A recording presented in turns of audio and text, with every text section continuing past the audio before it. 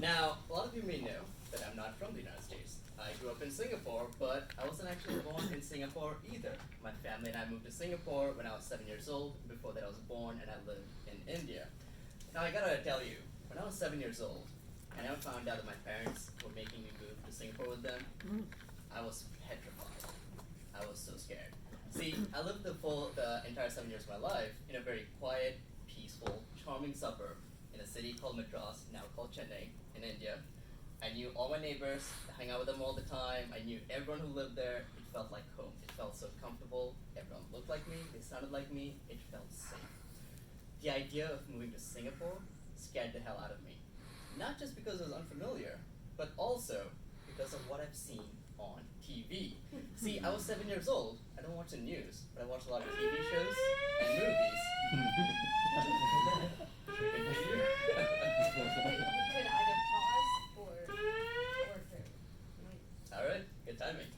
And what I see on the TV is fire alarms going off all the time. There's non-stop action. There's mafias, there's gangs, there's super international conspiracies.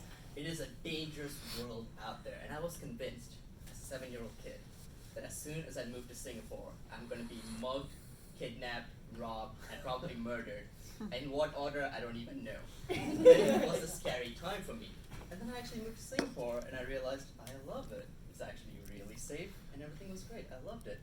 I wish I could say that was the only time in my life that I felt so silly and stupid, but it wasn't. When I was 18 years old, I moved again. I moved from Singapore to the US to do my college, and I've been here since then. And I gotta tell you, this time around, I thought I was wiser and smarter. I knew that USA was safe. I knew I wasn't gonna get mugged. I knew I wasn't gonna get robbed. But I still had my perceptions of what America was like, even though I'd never come here. As a teenager, I watched a lot of Friends. I watched a lot of Sex and the City. I watched all of these American TV shows. And I just imagined when I come to America, everyone, whether they're old or young, married or single, is constantly having sex every single day. One night stand every single day. Imagine my disappointment when I came in and I realized people are actually just as boring here as I was. It's not at all what I imagined it to be. Now, I felt pretty stupid about myself, and then I realized I'm not the only one. I talked to some other people. I talked to my friend who was from Australia, and she told me about how her dad gets so scared every time she goes to another country.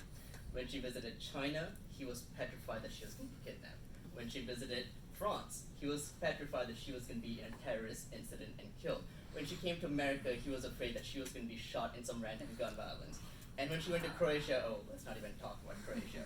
He was just afraid for her safety all the time.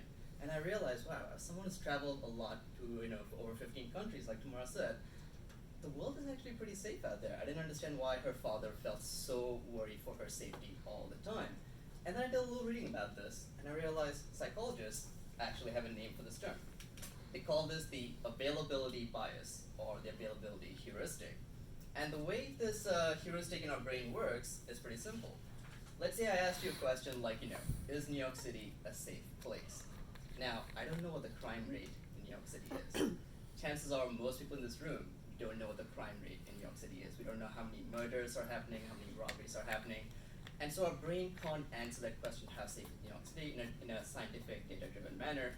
And so instead, our brain replaces data with stories, with anecdotes. We think about our daily lives. We all took the subway to come here, we walk around the city every single day. And you know what? Maybe sometimes some things happen, but most of us, it's been pretty safe. Nothing happens to us. We all have friends that we think about, friends who live in the city, they travel around the city, and you know what? Nothing's happened to them. And so we think, hey, there's a lot of stories and anecdotes I can think of where people did not fall victim to crime, therefore New York City must be a pretty safe place.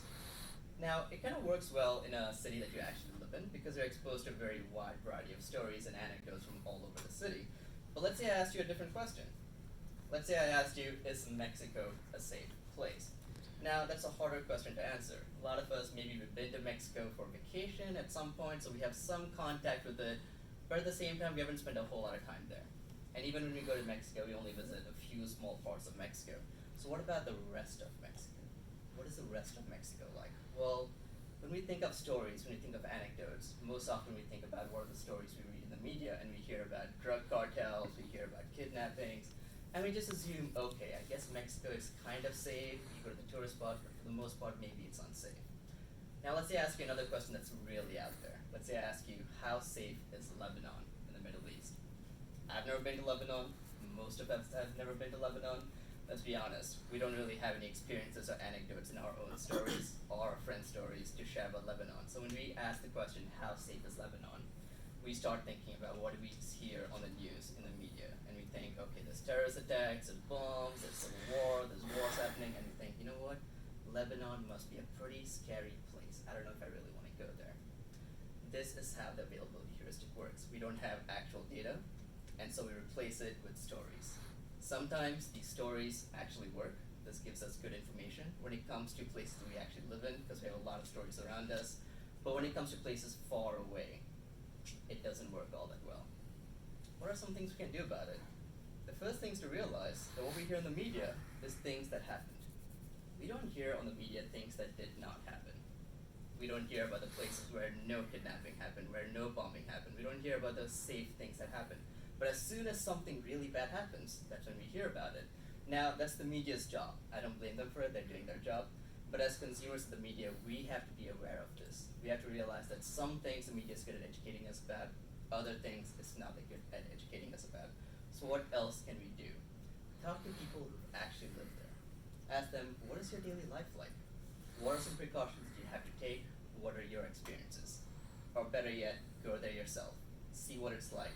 Walk around the streets and see what it's like for yourself. But the best thing of all is to really not rely on stories or anecdotes. There's a reason why scientists call anecdotal evidence the worst form of evidence there is. If you really want to find out how safe a place is, read the data about it. Find out what is the rate of crime, what is the murder rate, what's the rate of robbery, what's the rate of terrorist attacks. Out of 1 million people who live there, how many of them are actually impacted by these things? Stories we hear all around us, they add color to our lives, but when it comes to places that we know very little about, these stories can also distort our perception in ways that don't reflect reality. Let's all be aware of it, and we can understand the world a little bit better. Thank you.